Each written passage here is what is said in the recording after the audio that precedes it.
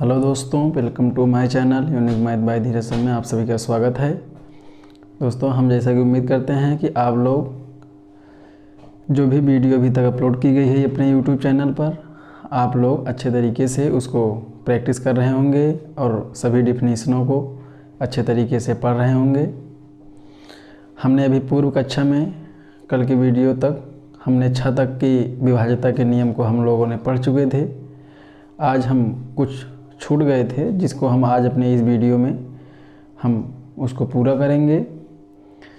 तो हम लोग अभी तक स्टडी कर रहे थे कि किसी भी संख्या को यदि भाग देना है तो कुछ छोटी छोटी संख्याओं के रूल्स हैं जिनको बगैर लंबी भाग प्रक्रिया किए बिना ही हम उसको कुछ शॉर्ट फॉर्म में उसको देख के हम लोग बता देते हैं कि यह पूरी संख्या जो दी गई है यह इस संख्या से विभाज्य है कि नहीं।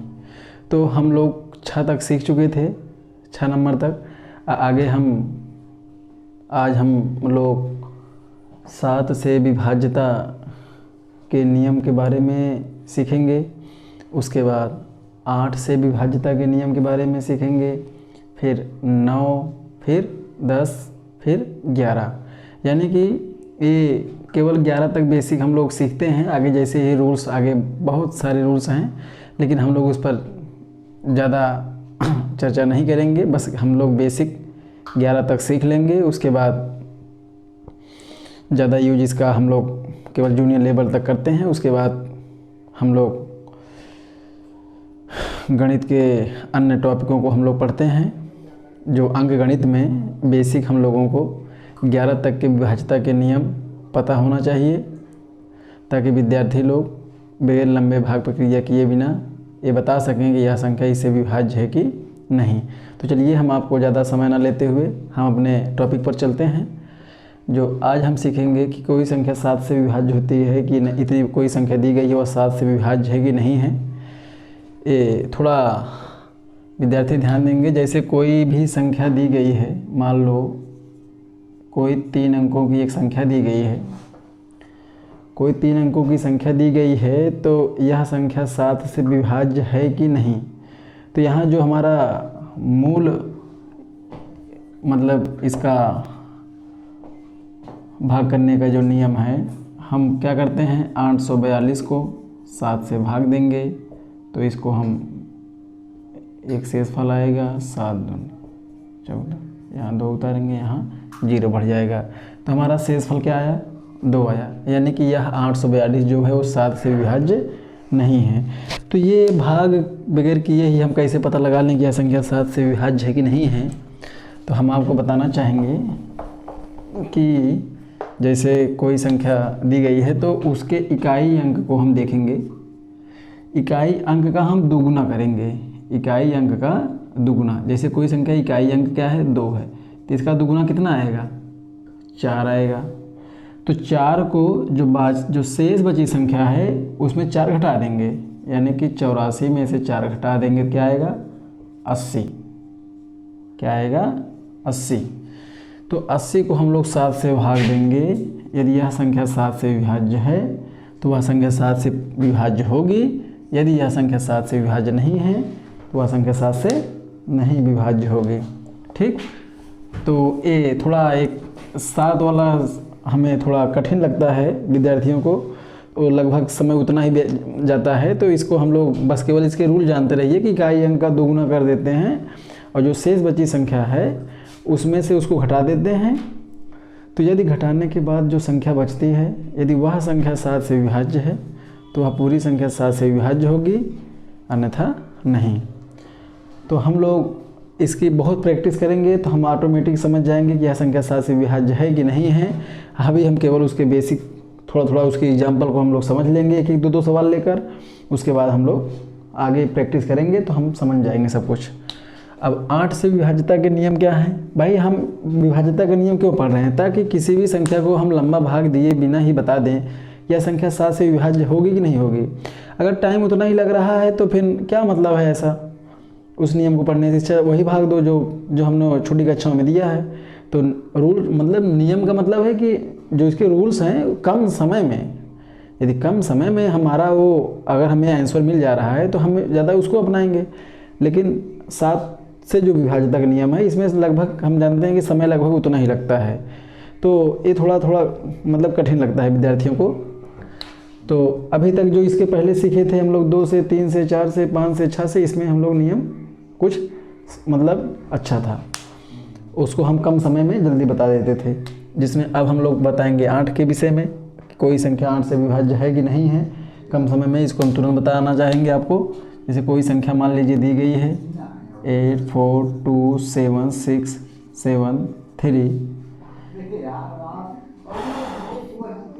0 6 4। अब देखिए इतनी बड़ी संख्या दी गई है, इतनी बड़ी संख्या दी गई है, यह संख्या 8 से विभाज्य है कि नहीं विभाज्य है, हम लोग कैसे जानेंगे? इसमें देखिए हमारा शॉर्ट टर्म काम करता है।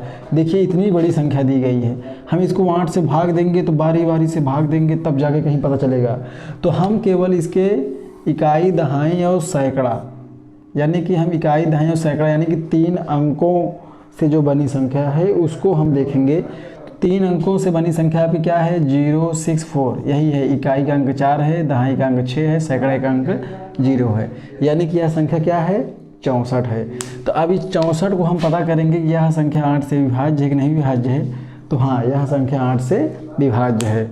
तो यानी कि यह संख्या 8 से विभाज्य है, तो यह पूरी संख्या क्या है? 8 से विभाज्य है। हम विभाज्यता के नियम में यही तो सीखते हैं कि कोई भी संख्या कम समय में कैसे बता दें, इसका शॉर्ट फॉर्म क्या होगा, कि इसको केवल बता दें बस यह संख्या इससे पूर्णतः विभाज्य है कि नहीं। तो उसी का नियम हम लोग पढ़ें। 7 वाला थोड़ा कठिन है, तो उसको लगभग टाइम वही लगता है, तो हम विद्यार्थी समझते हैं कि कठिन है, वो टाइम उतना ही जा रहा है। तो आप जैसे भी चाहें वो अपनी प्रक्रिया अपना सकते हैं, वो अपने ऊपर है। ठीक, अब आगे चलते हैं 9 से विभाज्यता के नियम में।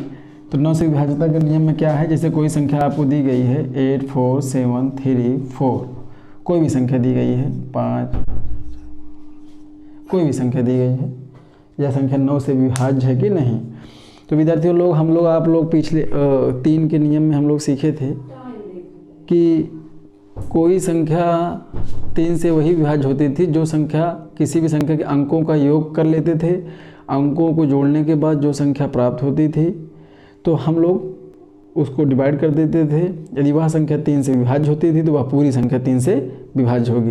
तो सेम रूल 9 में भी है। 9 में क्या है कि जितनी संख्या दी गई है, जितने अंकों को मिलाकर जो संख्या बनी है उनके हम अंकों को जोड़ेंगे। अंकों को जोड़ने के बाद जो संख्या आती है, जैसे 8 हम लोग ऐसे ही जोड़ लेते हैं, 8 4 12 7 19 3 22 4 26। इसको इन सभी अंकों को जोड़ने के बाद क्या आया? 26। अब इसको जोड़ लेते हैं, 5 1 6 6 6 12 3 15। देखिए इसको जोड़ने पर 26 आया, इसको जोड़ने पर 15 आया।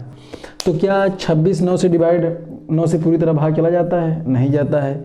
अगर यह 26 9 से पूरी तरह भाग नहीं जाता है तो यानी कि यह संख्या 9 से विभाज्य नहीं है। उसी तरह इसमें देखो 5 1 6 3 को जोड़ने पर, अंकों को जोड़ने पर क्या आया? 15 आया। तो यानी कि 15 क्या 9 से विभाज्य है? नहीं विभाज्य है। तो यह संख्या 9 से नहीं विभाज्य। सेम 3 का नियम, सेम अंकों को जोड़ने के बाद वह 3 से विभाज्य हो, इसमें अंकों को जोड़ने के बाद वह 9 से विभाज्य हो, तभी वह संख्या 9 से विभाज्य होगी। अब देखिए जैसे एक संख्या ले लेते हैं हम 756 लिए हैं। अब इसमें देखिए अंकों को जोड़ो, 7 5 12 6 18, इसमें क्या आया? 18 आया। अब देखिए 18 9 से विभाजित है, तो यानी कि यह 756 भी 9 से क्या है? विभाजित है। हम सभी विद्यार्थी प्रैक्टिस करेंगे, इसका अपने मन से कोई भी बड़ी से बड़ी संख्या ले लो, उसमें आप बस उसके रूल्स पर चलते जाओ। यदि वह संख्या उससे डिवाइड हो रही है तो ठीक है, नहीं तो वह संख्या नहीं विभाजित है। अब हम आगे चलते हैं 10 से विभाज्यता के नियम में। 10 से विभाज्यता का नियम सिंपल है, किसी भी संख्या का कितनी बड़ी संख्या दी गई, कितनी भी बड़ी संख्या दी जाए उसका इकाई अंक शून्य होना चाहिए। यदि वह शून्य नहीं है तो वह संख्या 10 से विभाज्य नहीं है। किसी भी संख्या का इकाई अंक क्या होना चाहिए? शून्य। किसी भी संख्या का इकाई अंक क्या होना चाहिए? शून्य। तो ये सिंपल है, इसमें ज़्यादा दिमाग लगाने की ज़रूरत ही नहीं है, बस केवल आप अभ्यास करेंगे तो ये सब चीज़ें आपके माइंड में हमेशा फीड हो जाएंगी। अब केवल हमारा जो अंतिम है आज का, उसको हम लोग सीखेंगे 11 से विभाज्यता का नियम। 11 से विभाज्यता का नियम, इस पर विद्यार्थी लोग थोड़ा अपना फोकस करेंगे, दिमाग को यहाँ पर एकदम केंद्रित करेंगे जैसे कोई भी संख्या दी गई है, कोई मान लो 6 अंकों की संख्या दी गई है, तो इसमें रूल है, थोड़ा उस पर विद्यार्थी ध्यान देंगे। यानी कि सम संख्या के स्थान, मतलब सम संख्या के स्थान वाले अंक और विषम संख्या के स्थान वाला अंक को घटाने पर, यानी कि सम स्थान वाला जो अंक है, विषम स्थान वाला जो अंक है, उसको जोड़ लेंगे, सम स्थान वाले अंकों को जोड़ लेंगे, विषम स्थान वाले अंकों को जोड़ लेंगे। उनको घटाने पर यदि कोई वह संख्या शून्य होती है या वह 11 से विभाजित होती है, तो वह संख्या 11 से विभाजित हो जाएगी। हम लोग एग्जाम्पल के माध्यम समझेंगे। तो यहाँ पर सम और विषम हम लोग जानते हैं 1 2 3 4 5 6 में, इसमें देखिए ये पहला स्थान वाला अंक, दूसरा, तीसरा, चौथा, पाँचवा, छठवां, इसमें 6 स्थान तक अंकों को अंकित किया गया है। इसमें देखिए सम स्थान वाले अंक कौन है, सम स्थान यानी कि 6, ये 2 4 और 6, ये क्या है सम स्थान वाले अंक। तो दो स्थान पे कौन सा अंक है 6, उसके बाद 4 वाले स्थान पे कौन सा अंक है 5, फिर उसके बाद 6 वाले स्थान पे कौन सा अंक है 8, इसको जोड़ेंगे 8 5 13 6 19। अब विषम स्थान वाले अंक को जो देखेंगे यहाँ पे 1, विषम स्थान पे कौन सा अंक है, सबसे पहला 1 ही है, तो 1 के स्थान पे 3 अंक है, 3 नंबर पर 1 है, 5 नंबर पर 4 है, इसको जोड़ेंगे 3 1 4 4 4 8। अब देखिए इनका अंतर कितना आया 11, यानी कि इनका अंतर क्या आया 11। तो यह संख्या क्या है, यह संख्या क्या है 11 से पूर्णतः विभाज्य है। एक बार इस पे ध्यान देंगे विद्यार्थी सभी लोग। कोई भी संख्या आपको दी गई है, कोई भी संख्या दी गई है, मान लो कोई भी संख्या दी गई है, कोई भी संख्या आपको दी जा सकती है, कोई भी संख्या दी जा सकती है, तो उसमें आपको देखना है कि सम स्थान पर कौन सा अंक है, विषम स्थान पर कौन सा अंक है, उसको अलग अलग लिखना है।